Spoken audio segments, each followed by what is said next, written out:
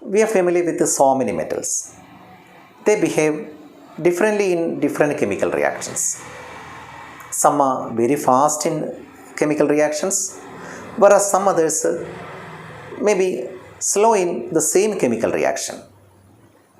We can arrange the metals on the basis of their reactivity. See, a series obtained by arranging the different metals in the decreasing order of the reactivity is known as a reactivity series. So this is the decreasing order of the reactivity.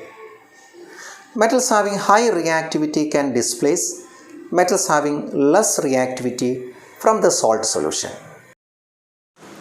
For example, magnesium can displace copper from copper sulfate solution. Similarly, zinc can displace copper from copper sulfate solution.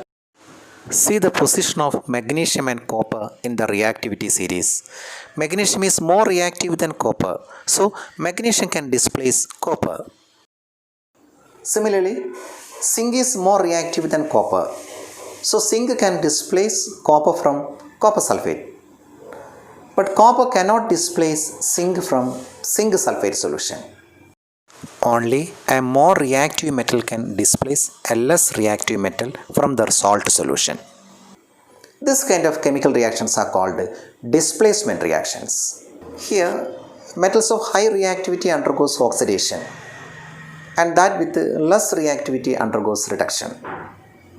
Oxidation is a process of loss of electron, and reduction involves the gain of electrons.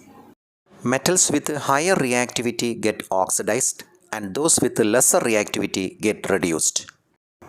In general, displacement reaction is a redox reaction. That means a reaction in which oxidation and reduction that take place simultaneously. Both oxidation and reduction take place here.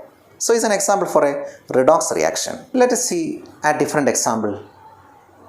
Here a zinc rod is dipped in zinc sulfate solution, and a copper rod is dipped in copper sulfate solution. These two solutions are externally connected to a voltmeter and internally connected by a salt bridge. See the arrangement. And the positive terminal to the copper rod. Connect the two solutions in the beaker internally by using a salt bridge. A salt bridge is an arrangement that helps to complete the circuit by the transfer of ions and maintains the electrical neutrality of the cell. A long filter paper moistened with a solution of potassium chloride can be used as a salt bridge. Deflections in the voltmeter give you the idea that electrons are flowing from zinc to copper. Such an arrangement in which chemical energy is converted to electrical energy by means of a redox reaction is called a galvanic cell or a voltaic cell. So this is an example for a galvanic cell. A zinc rod dipped in zinc sulfate solution, copper rod dipped in copper sulfate solution, externally connected to a voltmeter, internally connected by a salt bridge. This arrangement provides a continuous supply of electric current in the external circuit. In the animated diagram, you can see that the direction of electron flow is from zinc to copper. In the reactivity series, we had seen that the metal with higher reactivity get oxidized and metal with lesser reactivity get reduced. Here, in this galvanic cell, we have taken two metals, zinc and copper. Zinc is more reactive than copper, so zinc undergoes oxidation and copper undergoes reduction. Here, zinc is more reactive than copper. So when we are constructing a galvanic cell by using these two metals, zinc will undergo oxidation and copper will undergo reduction. That's zinc will donate electrons and will undergo oxidation. Copper will receive electron and will undergo reduction. So zinc loses 2 electrons and become as Zn2 plus. See the equation. Zn gives Zn2 plus plus 2e minus. Zn2 plus is a divalent metal cation. So electrons thus released, the liberated electrons from zinc electrode will reach to the copper electrode through the external circuit. Copper sulfate solution contains Cu2 plus and SO2 minus ions. Cu2 plus ions in solution will receive these two electrons and will be converted as Cu. See the equation. Cu2 plus 2E minus gives Cu.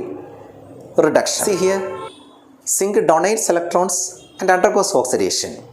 Copper receives electrons and undergoes reduction.